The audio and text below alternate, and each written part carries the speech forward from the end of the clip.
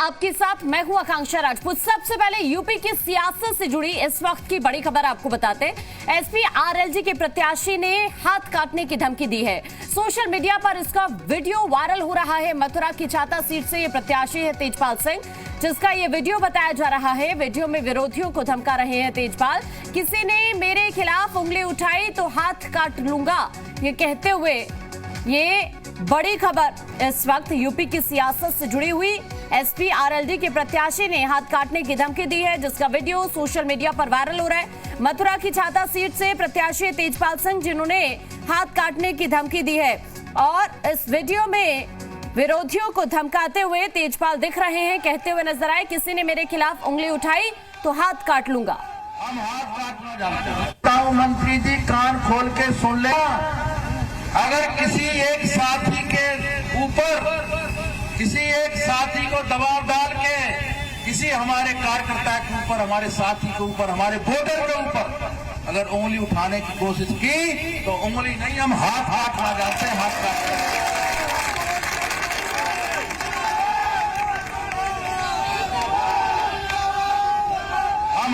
आपने सुना, मथुरा की छाता सीट से तेजपाल सिंह प्रत्याशी है। हालांकि जी मीडिया इस वायरल वीडियो की पुष्टि नहीं करता है, लेकिन ये वीडियो इस वक्त सोशल मीडिया पर वायरल हो रहा है, जो इस वक्त हम आपको दिखा रहे हैं। ये एसपी आरएलडी के प्रत्याशी हैं, जिनका ये वीडियो है, जो हाथ काटने की धमकी दे रहे हैं। मथुरा की छाता सीट से प्रत्याशी है तेजपाल सिंह, जिन्हें अभी आपने सुना, जो धमकी देते हुए हाथ काटने की कहते हुए नजर आए। किसी ने मेरे खिलाफ उंगली उठाई तो हाथ काट लूंगा। अगर किसी एक साथ यूपी विधानसभा चुनावों में ज्यादा वक्त नहीं बचा है, इसीलिए बीजेपी ने अपनी पूरी ताकत यूपी में झोंक दी है। आज बीजेपी के तमाम बड़े नेता यूपी में चुनाव प्रचार करेंगे। बीजेपी के राष्ट्रीय अध्यक्ष जेपी नड्डा शाहजहांपुर में चुनाव प्रचार करेंगे, तो गृह मंत्री अमित शाह मथुरा और गौतम बुद्ध नगर की कमान संभालेंगे। वहीं सीएम योगी आदित्यनाथ बिजनौर में जनसंपर्क अभियान के तहत लोगों से मिलेंगे। रक्षा मंत्री राजनाथ सिंह भी गाजियाबाद में चुनाव प्रचार कर सकते हैं। वहीं यूपी बीजेपी के अध्यक्ष स्वतंत्र देव सिंह मेरठ में घर घर संपर्क अभियान के तहत लोगों से मिलेंगे। वहीं डिप्टी सीएम केशव प्रसाद मौर्य हापुड़ में डोर टू डोर वोट मांगेंगे। तो बीजेपी के दिग्गज आज चुनावी मैदान में आपको नजर आने वाले हैं। जेपी नड्डा की बात की जाए, अमित शाह की बात की जाए, सीएम योगी की बात करें, या फिर राजनाथ सिंह, स्वतंत्र देव सिंह, केशव प्रसाद मौर्य।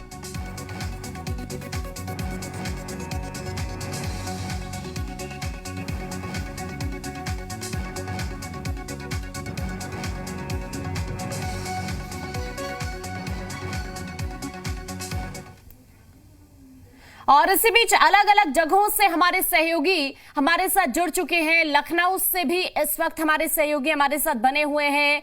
मथुरा से भी कन्हैया इस वक्त हमारे साथ जुड़े हुए हैं। शाहजहांपुर से शिव कुमार हमारे साथ इस वक्त जुड़े हुए हैं। साथ ही बिजनौर से राजवीर हमारे सहयोगी हमारे साथ जुड़े हुए हैं। सभी का रुख करेंगे, लेकिन सबसे पहले लखनऊ चलते हैं, क्योंकि अगर बात की जाए मयूर, तो बीजेपी के सभी दिग्गज चुनावी मैदान में आज नजर आने वाले हैं। क्या अपडेट है?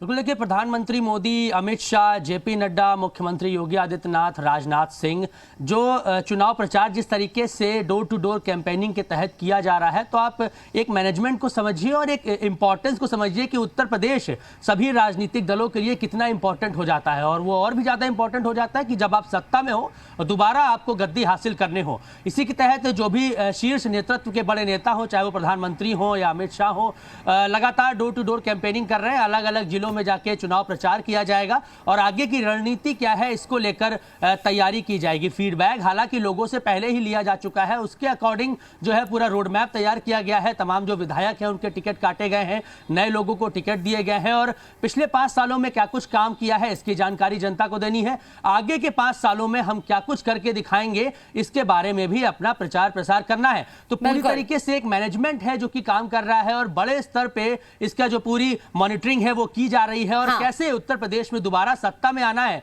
इसको लेके जो भी बारीकियां हैं, इसके दिशा निर्देश पहले ही इसको परखने का कार्य लगातार किया जा रहा है। मथुरा से भी कन्हैया हमारे सहयोगी इस वक्त हमारे साथ जुड़े हुए हैं। मयूर, उनका रुख करते हैं। कन्हैया, गृह मंत्री अमित शाह मथुरा में नजर आने वाले हैं। किस तरह की तैयारी, कितने मायनों में खास होने वाला है उनका ये दौरा?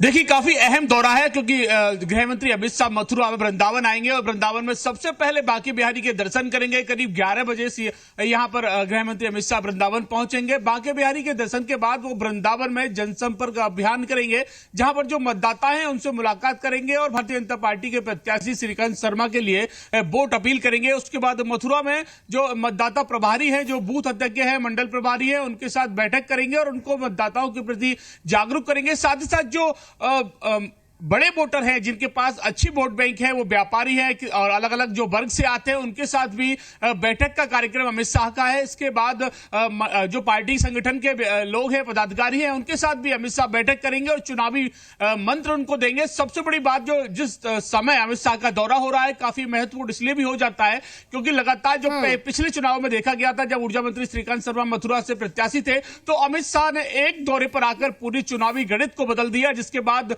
मथुरा में भारतीय जनता पार्टी की करीब 1,11,000 वोटों से जीत हुई थी। तो उसी को देखते हुए फिर दोबारा अमित शाह का दौरा देखा जा रहा है। ऐसे में उम्मीद जताई जा रही है कि अमित शाह का दौरा राजनीतिक तौर पर तो महत्वपूर्ण है ही, साथ ही स्थानीय तौर पर, क्योंकि पिछली बार भारतीय जनता पार्टी के खाते में 4 सीटें आई थी। इस बार उम्मीद जताई जा रही है कि मथुरा में 5 विधानसभा है, तो 5 विधानसभा पर भारतीय जनता पार्टी फोकस हर एक सीट पर है। शिव कुमार भी इस वक्त शाहजहांपुर से हमारे साथ जुड़े हुए हैं। शिव कुमार, शाहजहांपुर की मैं बात करूं तो यहां पर बीजेपी के राष्ट्रीय अध्यक्ष जेपी नड्डा आज पहुंच रहे हैं। किस तरह की तैयारी, वहां से क्या अपडेट है? 12:15 में पहुंच जाएंगे, जिसके बाद वो जो पार्टी कार्यालय है वहां पर पदाधिकारियों और जो उनके कार्यकर्ता हैं उनके साथ एक खास बैठक करेंगे। जिस मूल मंत्र यानी जीत के जो मंत्र के साथ 2017 में प्रचंड बहुमत के साथ उनकी सरकार आई थी, वो मंत्र उनके साथ साझा करेंगे। इसके बाद वो 1 बजे मतदाताओं के साथ एक खास कार्यक्रम करेंगे गांधी भवन सभागार में। इसके बाद 2:15 पर वो एक जन संपर्क करेंगे, घर घर जाकर लोगों से बातचीत करेंगे। हाँ। और जो सूरज कुमार खन्ना कैबिनेट मिनिस्टर, उनके पक्ष में वोट मांगेंगे। सबसे महत्वपूर्ण बात यह कि शाहजहांपुर बेहद महत्वपूर्ण है चुनाव की दृष्टि, क्योंकि 2017 में भारतीय जनता पार्टी को 6 में से 5 सीटों पर जीत हासिल हुई थी। इसके बाद समाजवादी पार्टी के खाते में 1 सीट आई थी। शाहजहांपुर विधानसभा से वो यहाँ पर प्रचार करेंगे, क्योंकि सूरज कुमार खन्ना 1989 से लगातार शाहजहांपुर से विधायक हैं और 8वीं बार वो जीते थे, 9वीं बार उनको। और हर एक सीट बहुत जरूरी है, दर्शाता है। इस वक्त राजवीर भी हमारे साथ जुड़े हुए। राजवीर, आपके पास क्या अपडेट? सीएम योगी आज वहां पर पहुंच रहे हैं, किस तरह की तैयारी, किन मायनों में खास? जी आकांक्षा, आपको बता दूं, आज यूपी सीएम योगी आदित्यनाथ 11 बजे बिजनौर पुलिस लाइन में उतरेंगे हेलीकॉप्टर से, और उसके बाद 11:15 बजे वो जिला अस्पताल का निरीक्षण करेंगे और वहीं पर 10 मिनट के लिए मीडिया को ब्रीफ करेंगे। उसके बाद काकरान वाटिका में जो मतदाता कार्यक्रम है उनसे मुखातिब होंगे, साथ ही साथ पार्टी के विधायकों के साथ भी और पार्टी के कार्यकर्ताओं से मुखातिब होंगे। इसके साथ ही डोर टू डोर, उसी गली में एक मंदिर है हनुमान मंदिर, वहां पर डोर टू डोर प्रचार वहां पर सीएम योगी करेंगे, जनता से मिलेंगे और बीजेपी के पक्ष में वोट देने की अपील करेंगे। और मैं आपको बता दूं कि बिजनौर जिले की 3 विधानसभाएं हैं, बिजनौर, नजीबाबाद और धामपुर। ये वही विधानसभाएं हैं जो जी मीडिया और डिजाइन बॉक्स के सर्वे में यहाँ पर भारती हुई दिखाई दे रही थी, और सीएम योगी उन्हीं तीनों विधानसभाओं में आज। बिल्कुल, और हर एक सीट बहुत जरूरी है और इसीलिए हर सीट पर फोकस है, और इसीलिए आज सभी बड़े नेता चुनावी मैदान में बीजेपी के उतरते हुए नजर आएंगे। शिव कुमार, राजवीर और कन्हैया, आप तीनों का शुक्रिया हमारे साथ जुड़ने के लिए। मयूर, आप बने रहिए, मैं आपके पास लौटती हूँ। आगे बढ़ेंगे। यूपी बीजेपी प्रदेश अध्यक्ष स्वतंत्र देव सिंह पश्चिमी यूपी में कमान संभाले हुए हैं। बुधवार को मुजफ्फरनगर में कार्यकर्ताओं से मिले और डोर टू डोर कैंपेन भी किया। बीजेपी प्रदेश अध्यक्ष से बात की हमारे सहयोगी ने।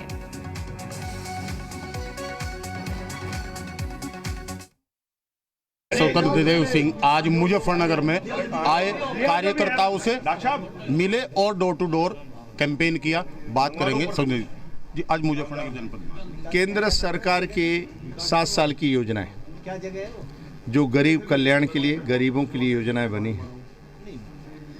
राज्य सरकार की गरीब के लिए कल्याणकारी योजना जो 5 साल में केंद्र में आदरणीय मोदी सरकार, राज्य के अंदर आदरणीय योगी सरकार ने जो किया है, उसको लेकर हम जनता जनार्दन का आशीर्वाद लेने जा रहे हैं और जो काम किया हूँ उनको बताने जा रहा हूँ। लगता है कुछ छूट गया हो तो सुझाव देंगे, सुझाव पेटियाँ में आ रही हैं, सुझाव पेटी में हम सब भेजे हैं, उसके माध्यम से अगली बार वह काम हम लोग पूरा करेंगे। गरीबों की सेवा करने के लिए संगठन बना है, पार्टी बनी है और हम लोग सरकार बनाते हैं। सर हमारा ओपिनियन पोल आया, आप सरकार बना रहे हैं, भारतीय जनता पार्टी की सरकार बन रही है, लेकिन कुछ नंबर कम हो रहे हैं, आप कैसे देखते हैं? देखिए, राज्य की सभी जनता का आशीर्वाद है माननीय मोदी जी, योगी जी पर और भारतीय जनता पार्टी की सरकार पर, और पूरा विश्वास है कि इस बार चुनाव कानून के नाम पर होगा।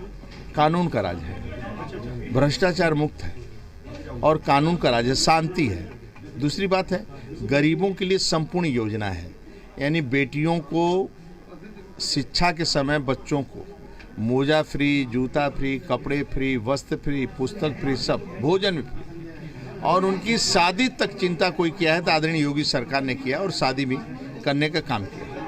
आज गृह मंत्री जी ने कुछ जाट नेताओं से मुलाकात की है, उसे किस नज़रिए से देखते हैं? क्या कृषि कानून भी वापस हो गया था, फिर भी इसके बावजूद ये चीज़ें आज हुई हैं, इसके बारे में क्या है? समाज के सभी वर्गों से हम लोग मिलते हैं और समाज के सभी वर्गों को बातचीत करते हैं। सामान्य मुलाकात कही जा सकती है? हाँ, कह सकते हैं सामान्य मुलाकात। कैराना के बाद अब अमित शाह पहले की तरह ही एक बार फिर से जाट बिरादरी को मनाने की मुहिम में जुटे हुए हैं। सूत्रों से खबर यह है कि जाट नेताओं से अमित शाह ने कहा है कि अगर कोई नाराजगी हो तो संजीव बालियान के साथ मेरे घर आप लोग आ जाइए, लेकिन गलती से भी दूसरी जगह वोट देने की गलती मत करिए। वहीं अमित शाह ने जयंत चौधरी पर कहा कि फिलहाल उन्होंने गलत घर चुन लिया है, लेकिन बीजेपी के दरवाजे उनके लिए हमेशा खुले हुए हैं। इस पर जयंत ने जवाब देने में भी देर नहीं लगाई।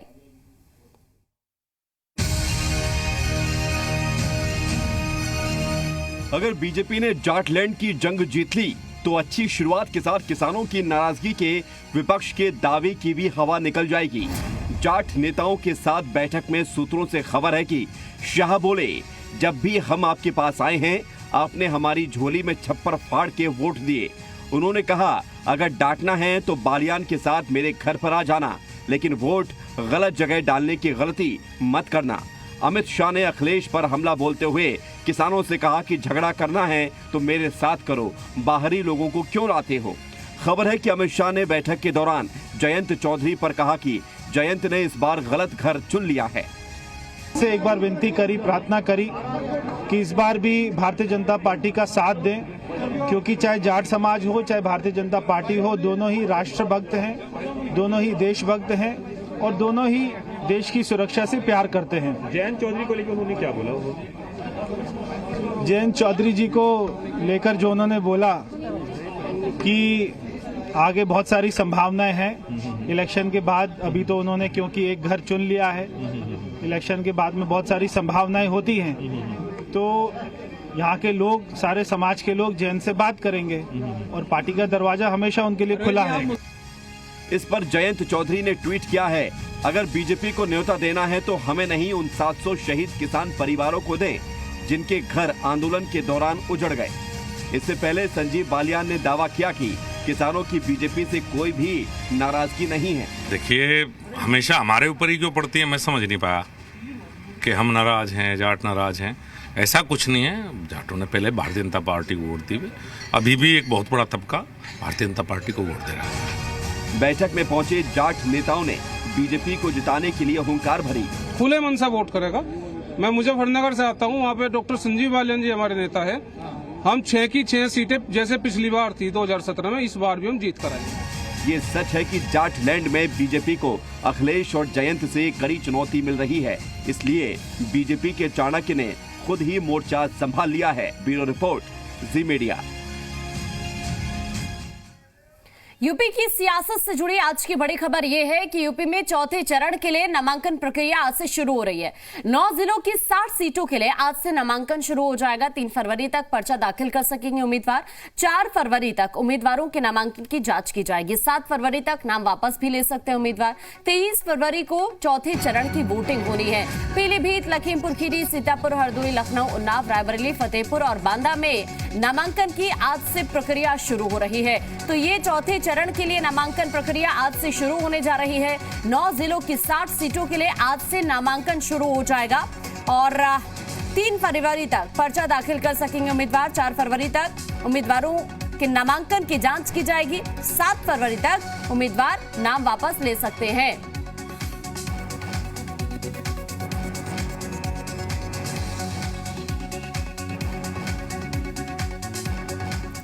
और इसी बीच हमारे साथ हमारे सहयोगी इस वक्त जुड़ चुके हैं। राजकुमार हमारे साथ इस वक्त बने हुए हैं, मयूर इस वक्त हमारे साथ जुड़े हुए हैं लखनऊ से, और साथ ही सैयद हुसैन भी इस वक्त हमारे साथ रायबरेली से जुड़े हुए हैं। मयूर, नामांकन प्रक्रिया आज से शुरू हो रही है चौथे चरण को लेकर, क्या अपडेट वहां से? बिल्कुल, देखिए चौथे चरण को लेकर जो 9 जिले हैं उनकी 60 विधानसभा सीटों को लेकर आज से नामांकन प्रक्रिया शुरू हो रही है। और सबसे अहम बात यह है कि उसमें लखनऊ भी शामिल है, जहां 23 फरवरी को चुनाव होना है। 3 तारीख तक ये नामांकन प्रक्रिया चलेगी। हाँ। लेकिन अगर लखनऊ की हम बात करें तो यहाँ पर अभी जितनी भी राजनीतिक पार्टियां हैं उन्होंने अपने प्रत्याशी अभी तक घोषित नहीं किए। तो ऐसे में देखने वाली बात होगी कि लखनऊ के जो प्रत्याशी हैं उनकी लिस्ट कब तक आती है। और क्योंकि नामांकन प्रक्रिया आज से शुरू हो रही है, सिर्फ अगर हम आम आदमी पार्टी की बात करें तो उन्होंने अपना एक प्रत्याशी घोषित किया है, एक आरएलडी ने किया है, बाकी किसी ने अभी तक नहीं कर पाए। तो फिलहाल जिस तरीके से व्यवस्था की अगर हम बात करें तो चुनाव आयोग ने जो वेब पोर्टल है अपना जो लॉन्च किया है, जो लिंक है, उसके जरिए भी जो प्रत्याशी हैं अपना नामांकन कर सकते हैं। बिल्कुल, और अगर वो जाना चाहे कलेक्ट्रेट तो वहां तमाम तैयारी है। नामांकन आज से शुरू हो जाएगा। आपके जरिए हर तस्वीर दर्शकों को हम दिखाएंगे। सैयद हुसैन भी इस वक्त रायबरेली से हमारे साथ जुड़े हुए हैं। सैयद हुसैन, आपके पास क्या अपडेट है नामांकन प्रक्रिया को लेकर? किस तरह की तैयारी वहां पर प्रशासन की तरफ से? जी हाँ, देखिए पूरी तैयारियां कर ली गई हैं। दरअसल रायबरेली में विधानसभा की 6 सीटें हैं, लेकिन एक सीट ऐसी है जो अमेठी लोकसभा में पड़ती है, लिहाजा उसका नामांकन नहीं होगा। उसका नामांकन 1 फरवरी से होगा। लेकिन ये जो बाकी 5 सीटें हैं इनका नामांकन आज से शुरू होगा। जिला प्रशासन ने पूरी तैयारियां की हैं, बैरिकेडिंग की गई है। कलेक्ट्रेट में अलग अलग पटल बनाए गए हैं जहां पर अलग अलग विधानसभा के लोग अपना नामांकन करेंगे। हालांकि माना यह जा रहा है कि आज शायद ही कोई पहुंचे नामांकन कराने, क्योंकि वैसे भी अभी सिर्फ 5 सीटें 3 समाजवादी पार्टी की और 2 कांग्रेस के ही प्रत्याशी अभी तक घोषित हुए हैं। लेकिन फिर भी जिला प्रशासन ने अपनी तरफ से पूरी तैयारी की है। अगर कोई नामांकन कराने पहुंचता है या ऑनलाइन नामांकन कराना चाहता है तो जिला प्रशासन ने उसके लिए पूरी की पूरी तैयारियां की है। ठीक है राजकुमार, आपके पास क्या अपडेट है? नामांकन प्रक्रिया आज से वहां पर भी शुरू होने जा रही है। किस तरह की तैयारी प्रशासन की तरफ से कोविड को देखते हुए भी? बिल्कुल, मैं आपको बता दूं कि जिला निर्वाचन अधिकारी विशाल भारद्वाज ने यहाँ कोविड के मद्देनजर सर्किल बनवाए हुए हैं और केवल 3 लोग ही अंदर प्रांगण में जा सकेंगे। सीतापुर में 9 विधानसभाएं हैं और यहाँ पे बैरिकेडिंग कर दी गई है। पूरी तरीके से सुरक्षा व्यवस्था भी मुस्तैद रहेगी। वहीं आपको बता दें भी भारतीय जनता पार्टी ने अपने उम्मीदवारों की पूरी घोषणा भी नहीं कर पाई है और इसको चलते भी प्रत्याशियों में उहापोह की स्थिति है कि आखिर कब तक उनका टिकट आएगा।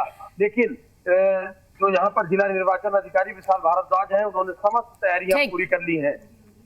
ठीक है, बहुत शुक्रिया आप सभी का हमारे साथ जुड़ने के लिए, तमाम जानकारी साझा करने के लिए।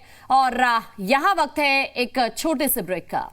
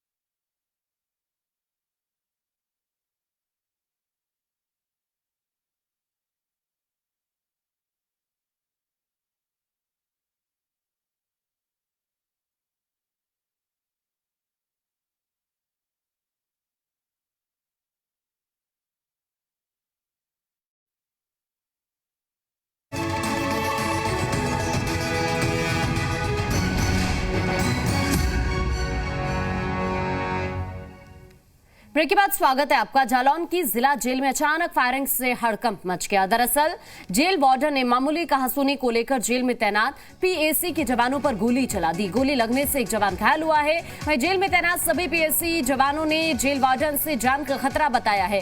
फायरिंग की सूचना पर पहुंचे सीनियर अधिकारियों ने मामले में जांच कराने की बात कही है। हमारा एक और सिपाही है अभिषेक कुमार शर्मा, तो उसको वीरेंद्र प्रताप सिंह ने अपने मोबाइल से फ़ोन किया और फ़ोन करके जेल गेट पे बुलाया। तो वो लड़का आया जेल गेट पर और उसके बाद आया तो वो अंदर से निकल के आया, उसको धमकाने लगा। हमने देखा तो ये दोनों में बहस हो रही। हमने कहा क्या बात है, क्यों बहस हो रही भैया, काहे लिए लड़ रहे हो, छोड़ो तुम लोग दोनों सिपाही आपस में क्यों लड़ रहे हो। तो हमें भी धमकी दिया, हमें भी गाली दिया, कह रहा मैं तुम सब पीएसी वालों को देख लूँगा, तुम हमें यहाँ दिखाई नहीं देना चाहिए, अगर दिखाई दोगे तो 2 दिन के अंदर या रात में दिन में जहाँ भी मिलोगे वहीं मार दूंगा। देसी कट्टा वो भाग के यहाँ से गए हैं, अपने आवाज़ से हाथ में लेके आए हैं और दूर से ही 2 राउंड फायर किया। ऐसा है कि इसमें तहरीर दी जाएगी नियमानुसार और उसकी सूचना जो है हमारे विभाग उच्चाधिकारी को दी जाएगी। उनके द्वारा दिए गए दिशा निर्देशन में जो भी कार्रवाई को कहा जाएगा वो कार्रवाई की जाएगी। इसमें कोई भी कोताही नहीं बरती जाएगी। यहाँ पे जो है शाम की घटना है और आपस में जेल के सिपाहियों में किसी बात पे लड़ाई झगड़ा हुआ और फिर उसमें से एक लड़के द्वारा फायरिंग की बात प्रकाश में आई है। जो भी है उसकी जांच करके और आवश्यक वैधानिक कार्रवाई की जाएगी। प्रयागराज रेलवे स्टेशन पर ट्रैक जाम करने वाले उपद्रवियों के खिलाफ बड़ी कार्रवाई की गई है। पुलिस ने 3 नामजद समेत 1000 उपद्रवियों के खिलाफ मुकदमा दर्ज कर लिया है। नामजद अभियुक्तों में से 2 को पुलिस ने गिरफ्तार किया है, जबकि 1 नामजद अभियुक्त फरार है। वहीं एसएसपी ने उपद्रवी छात्रों पर लाठीचार्ज करने वाले पुलिस कर्मियों को निलंबित किया है। 1 इंस्पेक्टर, 2 एसआई, 3 कांस्टेबल को निलंबित किया गया है। वीडियो फुटेज के आधार पर चिन्हित पुलिस कर्मियों पर की गई कार्रवाई। उपद्रवियों को फंडिंग करने का आरोप लग रहा है।